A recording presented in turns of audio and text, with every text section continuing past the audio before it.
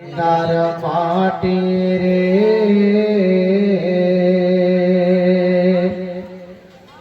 সকল সুখ বুঝি তোর কপালে। জোরে বলুন সুবহানাল্লাহ। ও মদিনার মাটি রে সকল সুখ বুঝি তোর কপালে। সকল সুখ বুঝি তোর কপালে। ও মদিনার মাটি রে সকল সুখ বুঝি তোর কপালে। সকল সুখ বুঝি তোর কপালে।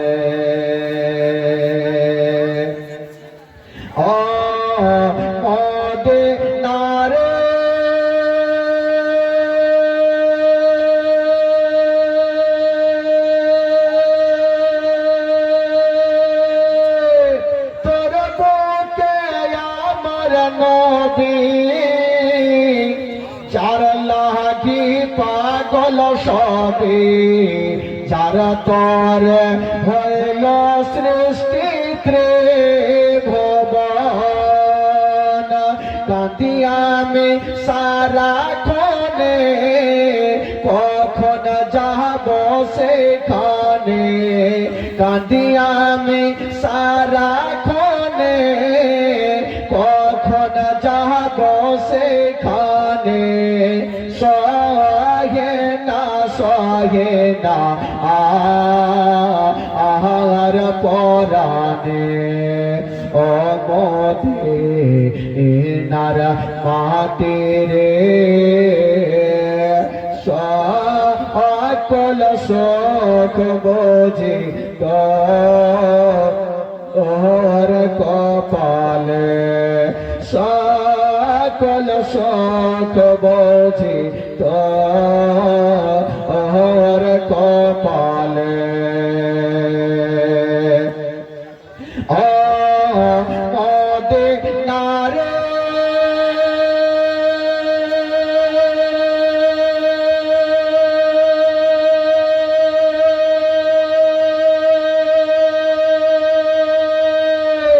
পাখি যদি হতাম আমি, উড়ে উড়ে যেতাম আমি। থাকত না মনে কোন যন্ত্রণা, দেহ নাই রে পাঠায় আমার, সাথে নাই রে টাকায় আমার। দেহ নাই রে পাঠায় আমার, সাথে নাই রে টাকায় আমার। কেমনে কেমনে যাব সেখানে। ও মদিনার মাটি রে সকল সুখ বুঝি তোর কপালে। সকল সুখ বুঝি তোর কপালে। সকল সুখ বুঝি তোর কপালে। সকল সুখ বুঝি তোর কপালে। আল্লাহুম্মা সাল্লি আলা। পরিবারের কান্দন কয়েকদিন পর থাকে না, দুঃখের দরদি আমার জনম দুঃখী মা। গর্ভধারিণী মা জনম দক্ষিণী মা দুঃখের দরদে আমার জনম দক্ষী মা গর্ভধারিণী মা জনম দক্ষিণী মা দুঃখের দরদে আমার জনম দক্ষী মা ওরে মা দক্ষিণী হুয়া ভাগে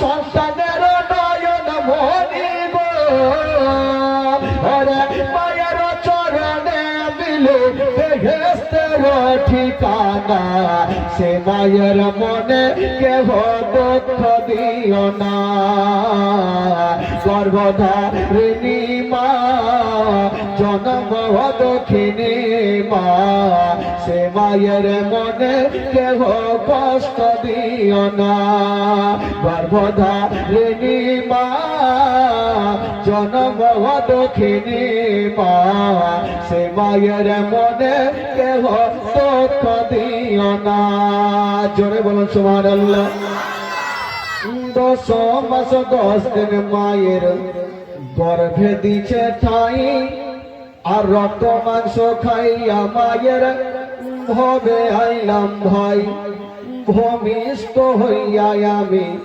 উঠিলাম কান্দিয়া আরে শান্ত করিল মায়ের বুকের দুঃখ দিয়া আরে 10 মাস 10 দিন মায়ের গর্ভে দিছে ঠাই আর রক্ত মাংস খাইয়া মায়ের ভবে আইলাম ভাই ভূমিষ্ঠ হইয়া আমি উঠিলাম কান্দিয়া আরে শান্ত করিল মায়ের বুকের দুঃখ দিয়া আরে মায়ের প্রসবের কালে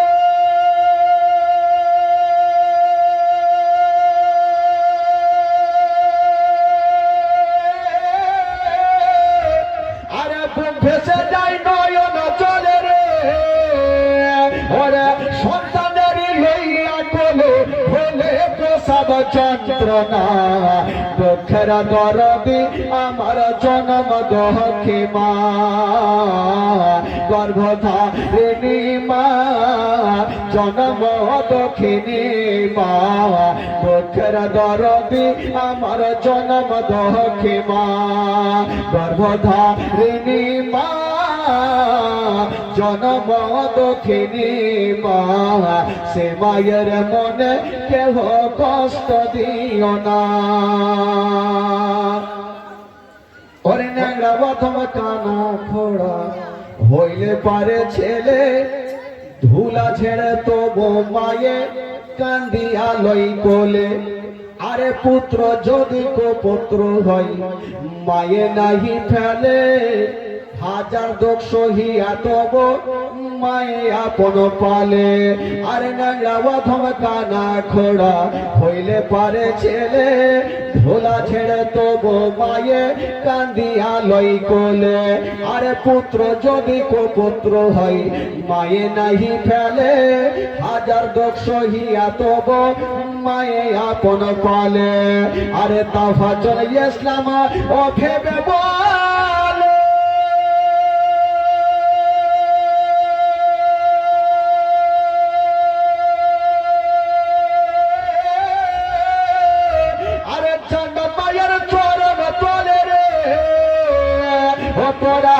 দেখবে যদি হাদিস খোলে করেছেন নবী ঘোষণা দুঃখের দরদি আমার জনম দক্ষী মা গর্ভধারিণী মা জনম দক্ষিণী মা দুঃখের দরদি আমার জনম দক্ষী মা ওরে মা দক্ষিণী হুয়া ভাগে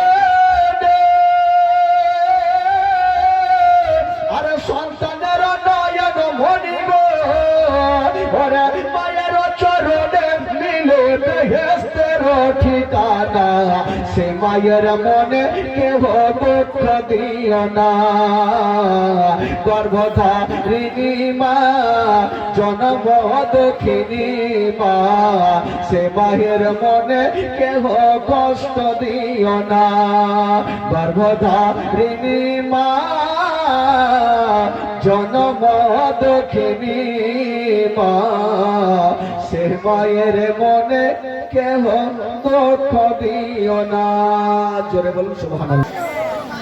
বসে যান, ফাঁকা জায়গাগুলো দেখে একটু বসে যান।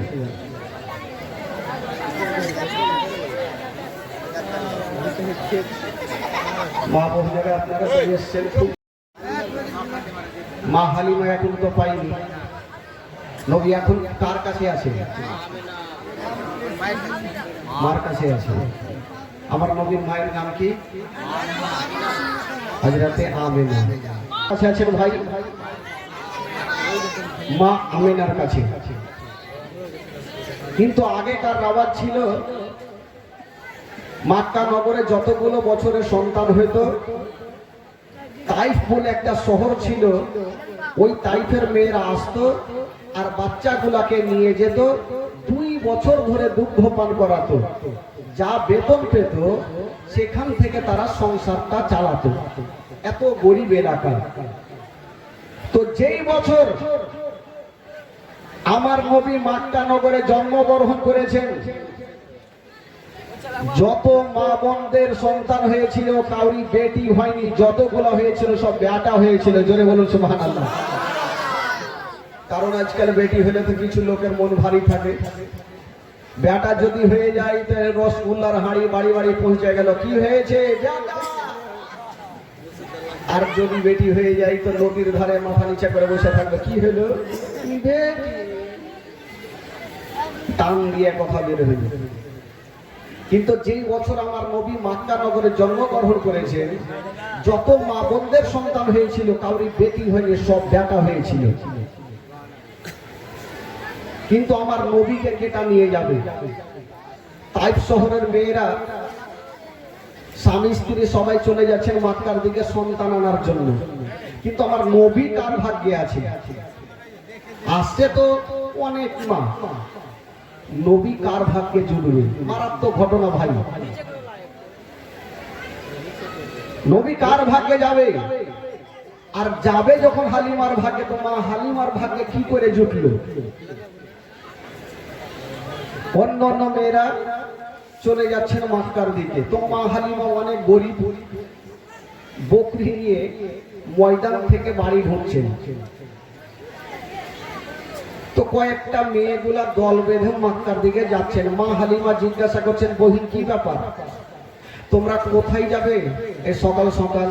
বললো, হালিমা আমরা শুনেছি মক্কা নগরে অনেক ছেলে জন্ম হয়েছে, আমরা যাব আর একটা সন্তান গুলাকে নিয়ে এসে আমরা দুগ্ধ পান করাবো, যা বেতন পাবো সেখান থেকে আমাদের সংসারটা চলবে। মা হালিমার দিল বলছে, মেয়েগুলা তো বলে চলে গেল, কিন্তু মা হালিমা মনে মনে ভাবছে, আমিও যদি যাই, আমিও তাহলে একটা সন্তান নিয়ে আসবো, আর ওই সন্তানকে আমিও দুগ্ধ পান করাবো, যা বেতন পাবো আমারও সংসার চলবে, বকরি চড়িয়ে কত আর থাকবো। মা হালিমা চিন্তা করলেন, যদি আমি যাই তাহলে আমার স্বামীর কাছে পারমিশন নিতে হবে। মা হালিমার স্বামীর নাম কেতাবে লিখছে হারিস। কি নাম লিখছে ভাই? কালকে জিজ্ঞাসা করবো, বলতে পারবেন তো? হারিস। তো মা হালিমা স্বামীর সামনে দাঁড়িয়ে গেছে, কি বলছেন? বলছেন, স্বামী গো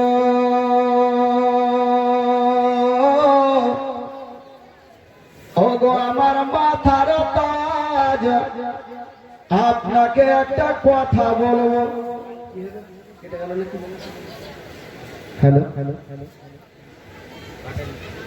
হ্যালো হ্যালো হ্যালো বলছেন, স্বামী গো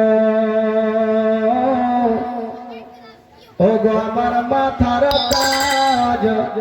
এই ভাই দেখো দেখো পালে না বাজে না, এটা দেখো ঘরে যে অন্ধকারে বাদ কোনখানে যে ভাবটাই জানে থাকবে না ভাই। তো মা হালিমা ভাবলো যে না, এই সন্তানকে আর জঙ্গলে পাঠাবো না, ঠিক পাঠাইলেন। আস্তে আস্তে করে আমার নবীর বয়স হয়ে গেল 2 বছর। জোরে বলুন সুবহানাল্লাহ। কয় বছর হইল? তো 2 বছর যখন হইল, তো জঙ্গলের বাঘগুলো একটা আলোচনা করছে, হারে নবী তো কি বলে 6 মাস হয়ে গেল জঙ্গলে আসেনি, নবীর সাথে কি আর দেখা হইবে না? তো বাঘের মধ্যে একটা আলোচনা হলো, এক কাজ করো, যদি নবীকে দেখতে হয় তবে আমরা একটা দল হাড় মারিয়ে যাব, হালিমার বাড়ি ঢুকবো, নবীকে দেখবো, জিয়ারত করে চলে আসবো। ডিসিশন হয়ে গেল ভাই। তো যাওয়ার জন্য রেডি হলো। তো বাঘের সর্দার বলছে, ওই তোরা কোথায় যাবি বলে নবীকে দেখতে? বলে যাবি যা, একটাও বাইচে আসবি না, কার নাক চ্যাপটা হইবে, তার দাঁত ভাঙবে, তার মুখ টেঁড়া হইবে। বলে কেন? বলে তোদের ধারণা তোর নবীকে দেখবি, কিন্তু পাড়ার লোকের লাদনা লাঠি পিঠে পড়বে, সবারই পিঠে পড়বে ভাঙবে। তো বাঘের সর্দার বলছে, শোন, নবীকে দেখার একটাই উপায় আছে। বলে কি উপায়? বলে কালকে যখন মা হালিমার বেটা বেটি বকরি নিয়ে যখন ময়দানে আসবে, তো তারা বড় বড় বকরি গুলাকে ধরে ফেলবি, আর ওই বকরি ছুটাতে সাধারণ লোক আসবে না, যদি আসে তবে শেষ জামানার নবী আসবে, আর নবী যখন আসবে তোরা অন্তর ভরে নবীর কদমে চুমা দিয়ে দিবি। জোরে বলো। তো সর্দার যাকে তাকে বানানো হয় না, দেখে শুনে সর্দার বানা হয়। একটা সর্দার একটা লোক জীবনে নামাজ পড়েন, ওই লোকটাকে ডেকে বলছে, এদিকে আসো। আসলো। বলে তুমি তো নামাজ পড়ো না। বলে না, পড়ি না। বলে আজ থেকে তুমি গন্তি করে 40 দিন নামাজ পড়ো, তোমাকে 10,000 টাকা দিব। ওই লোকটা ভাবলো, বাপরে 40 দিনে যদি 10,000 পাই তো করবো না কেন? কিন্তু সর্দারের একটা ইচ্ছে, যদি লোকটা 40 দিন কন্টিনিউ নামাজ পড়ে, অভ্যেসটা লেগে যাবে, নামাজ ছাড়বে না। টাকা দেওয়ার জন্য বলিনি, এমনি বলেছে। আর এই লোকটা ভাবলো, বাপরে পাবো তো পড়বো না কেন? 40 দিন পড়ে সর্দারের সামনে হাজির। সর্দার সাহেব টাকা দেন। সর্দার মাথা চুলকেছে, কিসের টাকা রে বাবা, কিসের টাকা? বলে হ্যাঁ কিসের, আপনি বলেছেন 40 দিন নামাজ পড়লে 10,000, আজকে 40 দিন পুড়িয়েছি, টাকা দেন। তো সর্দার বলে, দেখো ভাই, এমনি বলেছিলাম যাতে তোমার 40 দিন নামাজ পড়লে অভ্যেসটা লেগে যাবে, টাকা দেওয়ার জন্য বলিনি। ওই লোকটা চট করে বলছেন, আমি জানতাম আমি নামাজ পড়লে আপনি টাকা দেবেন আর ঠকবেন, জান আপনাকে একটা মারাত্মক জিনিস ঠকেছি। সর্দার টেনশনে পড়ে গেল, ই কি ঠকলে রে ভাই? বলে কি ঠকেছো ভাই? ওই লোকটা বলছে, সর্দার সাহেব আমি জানতাম 40 দিন নামাজ পড়ার পর আপনি টাকা দেবেন না, ঠকবেন, এই জন্য 40 দিন যে নামাজ পড়েছি একদিন উজু করিনি। আচ্ছা বলুন তো ভাই, বিনা উজুতে নামাজ হবে? হবে? হবে না। নামাজের মধ্যে যদি কেউ কথা বলে তো নামাজ হবে? 3টা লোক নদীর ধারে নামাজ পড়ছে, আর নদীতে এই বড় মাছ। তো ডান দিকের যে লোকটা আছে নামাজ ছেড়ে বলছে, পাপে কেতা বড় মাছ হোক, ওর নামাজ হবে? বাম দিকের যে লোকটা আছে উচ্চট করে বলছে, তুই কথা কেন বলি, তোর নামাজ হবে না? ওরা গেল ইমাম সাহেব চট করে বলছে, আমি কথা কহিনি। তো নামাজের মধ্যে কথা বললেও নামাজ হবে না ভাই। তো সর্দার কি বলে, বাঘের সর্দার বলে, শোন, নবীকে দেখার একটা উপায় আছে, তোরা যত বড় বকরি গুলা থাকবে ধরে ফেলবি, আর ওই বকরি ছুটাতে সাধারণ লোক আসবে না, যদি আসে তবে শেষ জামানার নবী আসবে, আর নবী যখন আসবে তোরা অন্তর ভরে নবীর জিয়ারত করে নিবি। ঠিক আছে বাবা গো, তাই করা হইল।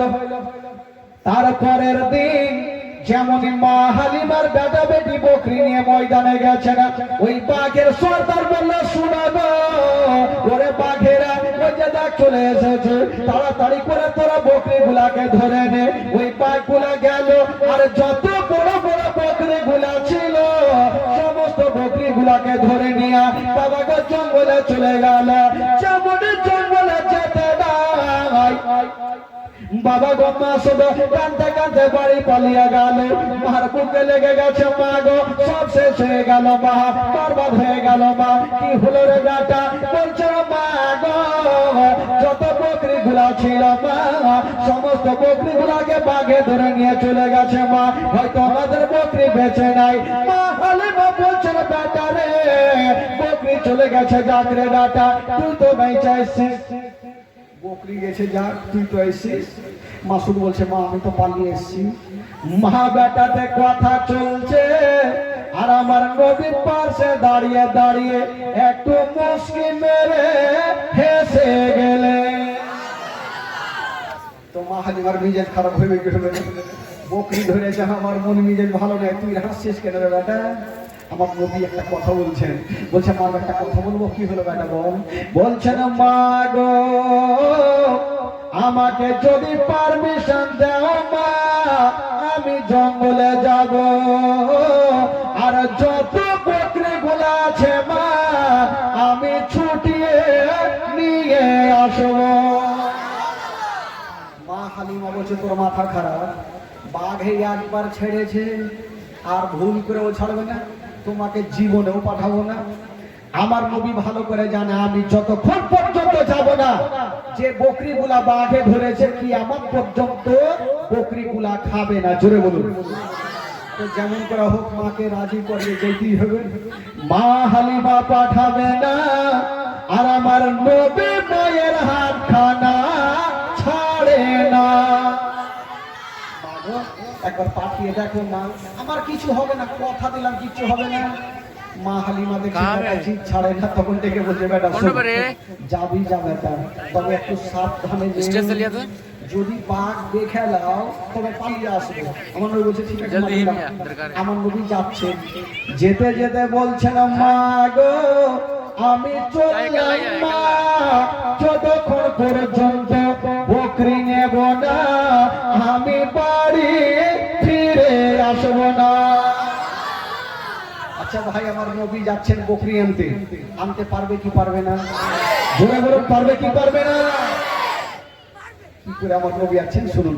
কবি লিখেছেন বাবা, তাই হালিমা তোমার কোলে কে এসেছে দেখো না, ওকে মেরে দেখো না, কাছে গিয়ে দেখো না, তারা হইয়া দেখো না, খুশবু সঙ্গে দেখো না, তিন দুনিয়ার বাদশা সেজে তাজদারে মদিনা।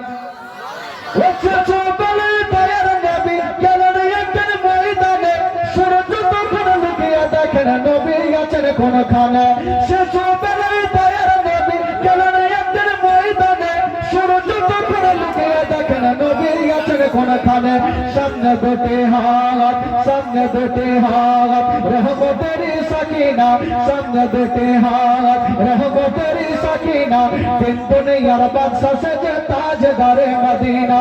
তাই হালিমা তোমার কোলে কে গেছে দেখো না, ওকে মেরে দেখো না, কারা হইয়া দেখো না, খুশবু সঙ্গে দেখো না, তিন দুনিয়ার বাদশা সেজে তাজদারে মদিনা। ও মেঘ এসে ছায়া করেন মোর নবীর মাথাতে, সর্প এসে হাওয়া করেন মোর নবীর গায়েতে। মেঘ এসে ছায়া করেন মোর নবীর মাথাতে, সর্প এসে হাওয়া করেন মোর নবীর গায়েতে। সামনে দুটি হাত, সামনে দুটি হাত রহমতেরি সাকিনা, সামনে দুটি হাত রহমতেরি সাকিনা, তিন দুনিয়ার বাদশা সেজে তাজদারে মদিনা। তাই হালিমা তোমার কোলে কে গেছে দেখো না, ওকে মেরে দেখো না, কাছে গিয়ে দেখো না, তারা গিয়ে দেখো না, খুশবু সঙ্গে দেখো না, তিন দুনিয়ার বাদশা সেজে তাজদারে মদিনা। মহব্বতে বলুন। আচ্ছা বাঘ, আমার নবী যাচ্ছেন কোথায় ভাই?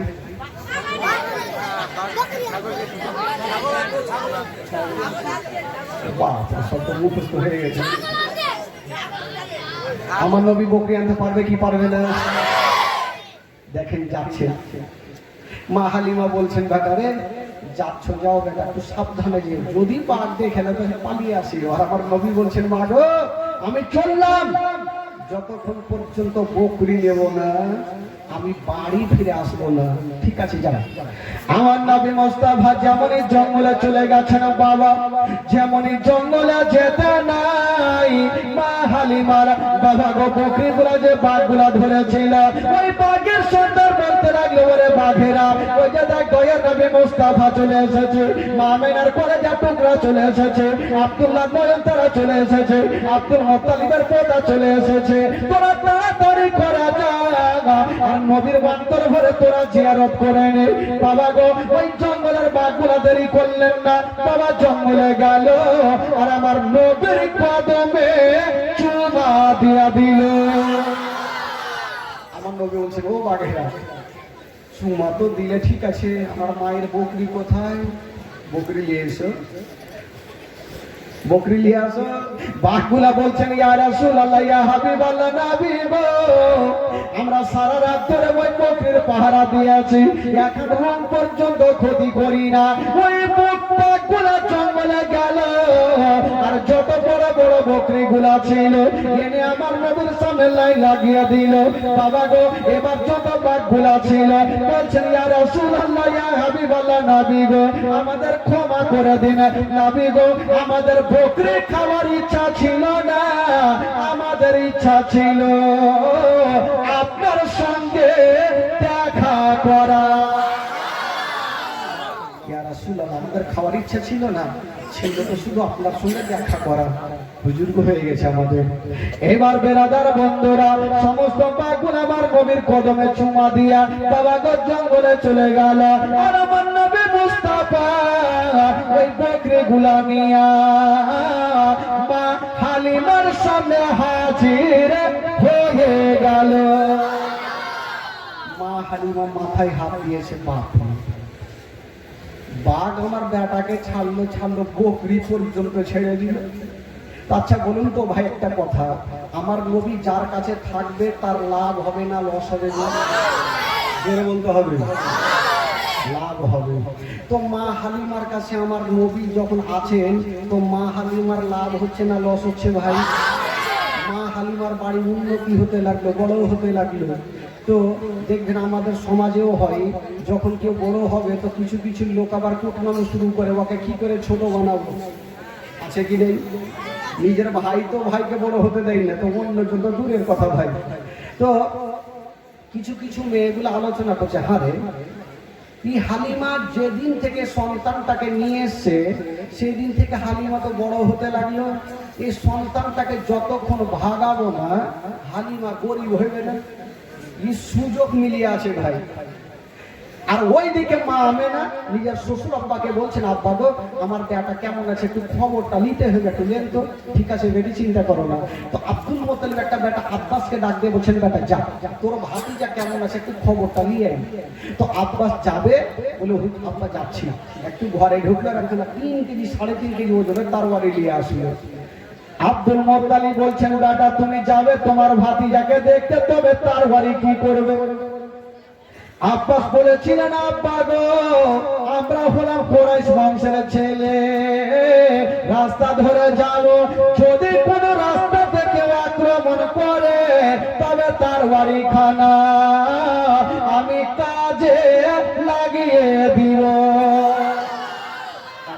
রাস্তা যাবো, তার বাড়ি নিয়ে যাবো, জানি না কোন বিপদ আসতে পারে। ঠিক আছে বেটা যাও। আব্বাস বাবা গো 1 পা 2 পা করে মা হালিমার দেশে পৌঁছে গেল। কাউকে দেখতে পাই না, একটা মেয়ে চলে আসছে, কিন্তু যে মেয়েটা আসতে ছিল গো ওটাই হইল মাইমুনা কুতিনি। কারো নাম থাকলে রাগিয়ে লেখালো, মানে ওই মেয়েটাই তেল মধু খাওয়াবার চিন্তা করছিল, এই সন্তানটাকে না ভাগাইলে হালিমা গরিব হবে না। আর ওই মেয়েটাকে জিজ্ঞাসা করছে, আব্বা সাগো বলো তো এই কি বলে এই গ্রামে হালিমার বাড়ি কোনটা? কত এমনি মিজাজ খারাপ আছে। ই বলছে হালিমার সঙ্গে কিসের দরকার? বলে আমার ভাতিজা একটা আছে, তাই দেখভাল করছি, কি করছে একটু খবরটা নিতে আসলাম। ওই মেয়েটা চিন্তা করলো, একই এমনই তেল মধু খাওয়াবো যেন ওই সন্তানটাকে হালিমার কাছে না রাখে, এমনই একটা তেল মধু খাওয়াবো। তো ওই মেয়েটা বলছে, হাগো আপনারা কাজ কাম পাননি? বলে কেন? বলে এমন মেয়েকে আপনারা দিয়েছেন আপনার ভাতিজার দেখভাল করে না। আব্বাসের চোখ কিন্তু লাল হয়ে গেছে। করে না মানে কি হলো বলো? বলে আপনার ভাতিজাকে হালিমা সারাদিন ঝুলনাতে শুইয়া দেয় আর বাইরে থেকে তালা মেরে বকরি নিয়ে ময়দানে যাই, আবার সন্ধ্যার সময় আসে আপনার ভাতিজার ঝুলনা হিলাই না। ঝুলনা বুঝলেন তো? ঝুলনা কি বলছে আপনাদের ভাষায়? ওইটাই ঝোলা, ওইটাই হিঞ্জোলা। বাবি হ্যাঁ মানুষ তো ভাই, আমি জানি না তারা বুঝবেন ভাই। হিন্ডোলা। ওই মেয়েটা বলছেন, হুজুর আপনার ভাতিজার ঝুলনা সকাল বেলাতে হিলিয়া যায়, আবার সন্ধ্যার সময় এসে হিলাই। আব্বাসের মিজাজ খারাপ, আজকে হালিমার মাথা না কাটলে বাড়ি যাবো, কিন্তু তোমার কথা শুনে লাভ নেই, আগে নিজের চোখে দেখবো কোনটা বাড়ি। বলো বলে ওই যে ওইটা বাড়ি। আব্বাস যেমনই মা হালিমার বাড়ির সামনে গিয়েছেন, দেখছেন বাইরে থেকে তালা মারা। তালা তো মারা, গেট তো লাগা। এবার জানলাটা পর মানে এটা সরিয়ে দেখছে, পাল্লাটা সরাচ্ছে। দেখছেন বন্ধুরা, পাল্লাটা সরায়া নিজের চোখে দেখছেন আমার নবী একটা ঝুলনাতে আরাম করছেন, মা হালিমার বেটা মাসুদ একটা আরাম করছেন, আর দুইখানা ঝুলনা বন্ধ আছে। আব্বাস গেটে বসলো, হালিমার মাথা যতক্ষণ কাটবো না আমি বাড়ি ঘুরে যাব না। হালিমার মাথা না কাটে বাড়ি যাবো না। ভাতিজাকে দিয়েছি দুধ পান করাইতে, ও সারাদিন রেখে দেয় ঝুলনা। ঠিক কথাই বলে যে ভুল বলেনি, যেটা বসে আছে ভাই আগের মাথায় চোখ লাল হয়ে বসে আছে। ঠিক সন্ধ্যার সময় সূর্য ডোবার আগে আগে মা হালিমা বকরি নিয়ে বাড়ি ঢুকছে। আব্বাসকে দেখে একটা চুপচাপ দাঁড়িয়ে গেল, বলে হুজুর ভাইজান কি ব্যাপার, আপনি কখন আসলেন? বলে হালিমা আজকে ঠিকঠাক জবাব দাও, যদি ঠিকঠাক জবাব দিয়েছো তাহলে ঠিক আছে, আর যদি উত্তর ভুল হয় এই তারবারি খানা কিছু কাজে লেগে যাবে। বলে কি হয়েছে হুজুর বলেন? বলে আমার ভাতিজাকে তোমাকে কিসের জন্য দিয়েছি? বলে দুধ পান করাতে আদর যত্ন করতে। আচ্ছা আমার ভাতিজাকে যে তোমার কাছে দিলাম, তো তুমি তো সারাদিন ময়দানে থাকো, সকাল বেলাতে ঝুলনাতে রেখে দাও, আবার সন্ধ্যার সময় আসো, তো সারাদিন আমার ভাতিজার ঝুলনা হেন্ডোলা কেটা হিলেন। মা হালিমা বলছেন তবে ভাইয়া একটা কথা শুনালেন, সকাল বেলাতে আমি ঝুলনা হিলিয়া যাই, সন্ধ্যার সময় এসে দেখি আপনারা ভাতিজার ঝুলনা হিলতে থাকে। আব্বাস ভাবলে একে আপনি মার্ডার করবো নাকি, মানে ও তো একটু আগে দেখলো জানলা দিয়ে বন্ধ, আর ই বলছে হিলতেই থাকে। হালিমা দরওয়াজা খুল, আর দেখা খুলতে হিলছে। মা হালিমা চিন্তা করছে আজকে যদি না হিলে শেষ। মা হালিমা চাবিটা নিয়েছেন, তালাতে ভরেছেন, ঘুরানো হয়নি। মা হালিমা বলছেন আল্লাহ প্রত্যেক দিন তুমি হিলিয়া দাও, আজকে ও হিলিয়া দাও, যদি ঝুলনা না হিলে তবে আমাকে জিন্দা রাখবে না। মা হালিমা চাবিটা ঘুরাতে যাবে। যার দুনিয়াতে কেউ নাই তার আছে মহান আল্লাহ। আমার আল্লাহ বলছেন জিবরাইল দেরি করো না, তাড়াতাড়ি করে চলে যাও। আল্লাহ গো কোথায় যাবে? বলল হালিমার বাড়িতে আমার নবী যে ঝুলনাতে আরাম করেছে ওই ঝুলনাখানা হিলিয়া দাও। জিবরাইল বলছেন আল্লাহ আমি কত জোরে যাব, কত গতি বেগে যাব? আমার আল্লাহ বলছেন জিবরাইল হালিমা তালাতে চাবি ভরে দিয়েছে, এখনো ঘুরানো হয়নি, ওই ঘুরানোর আগে তোমার গাড়ি পৌঁছে যা। দেরি করলেন না বাবা, জিবরাইল সাকরে পৌঁছে গেলেন হালিমার বাড়িতে। যে ঝুলনাতে আমার নবী আরাম করছে না বাবা, ওই ঝুলনাখানা হিলিয়া দিয়েছেন।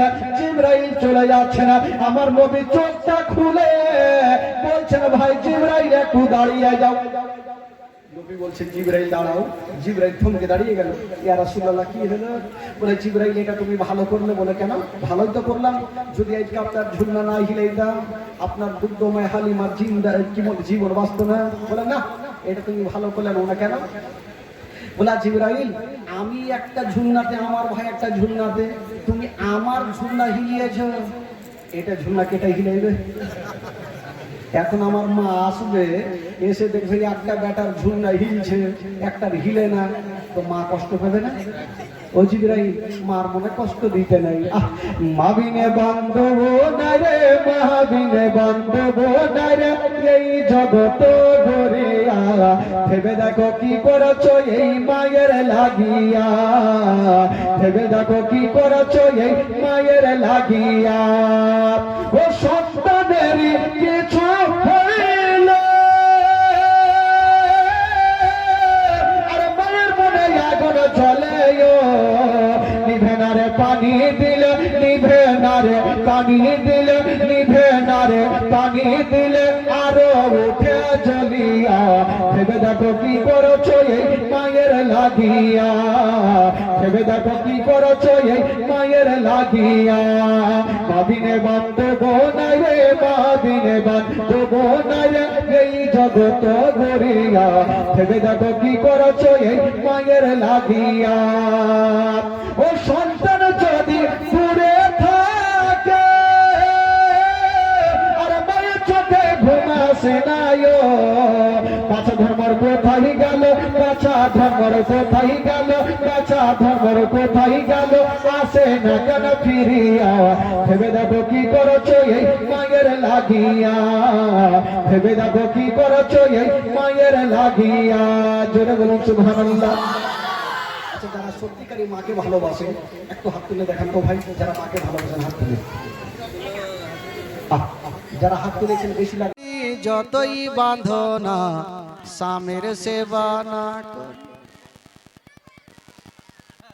আমাকে আর রাখলি কেন রে, জীবনী তো তোরাই করতে পারবি রে বাবা।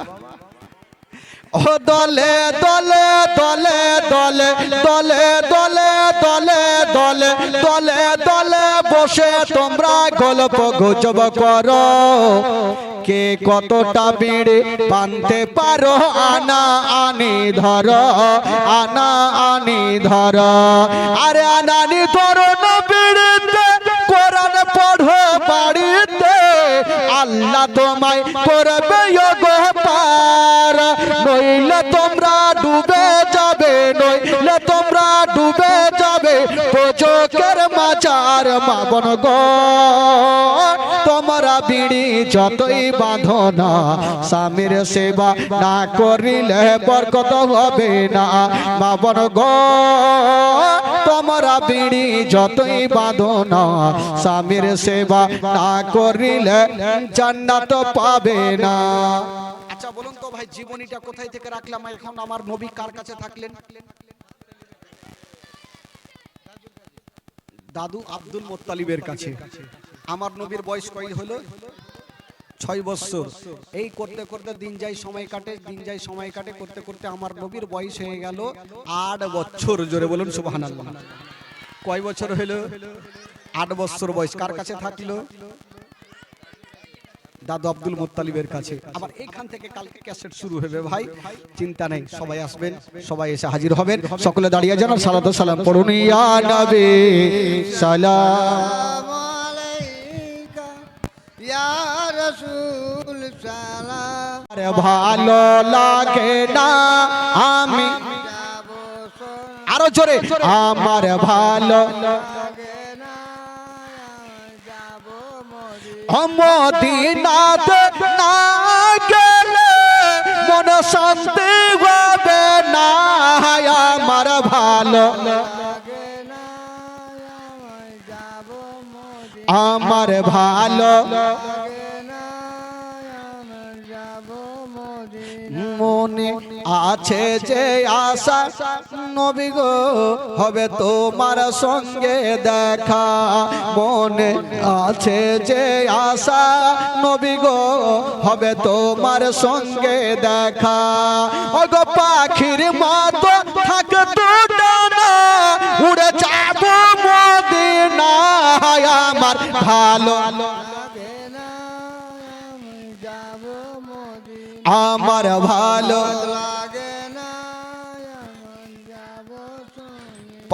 নামাজ না পড়লে পরে নেকি মিলবে না, আমার ভালো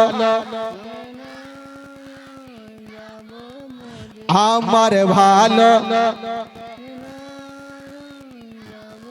তাফাজুল ইসলাম আজ জীবনী করে, তাফাজুল ইসলাম আজ জীবনী করে। এই জীবন না শুনলে নেকি মিলবে না, আমার ভালো জোরে জোরে আমার ভালো মদিনাতে না গেলে মন শান্তি হবে না, আমার ভালো আমার ভালো লাগে না আমি। জোরে বলুন সুবহানাল্লাহ। যাকে বন্ধুগণ বাবাজি রাত্রি 12:30 বাড়িতে যেতে হবে ভাই, হায়াত বাকি মুলাকাত বাকি, আর আশা করি সামনে আর একটি রাত। কালকে তো সবাই আসবেন। আচ্ছা যারা যারা আসবেন একটু হাত তুলেন তো ভাই,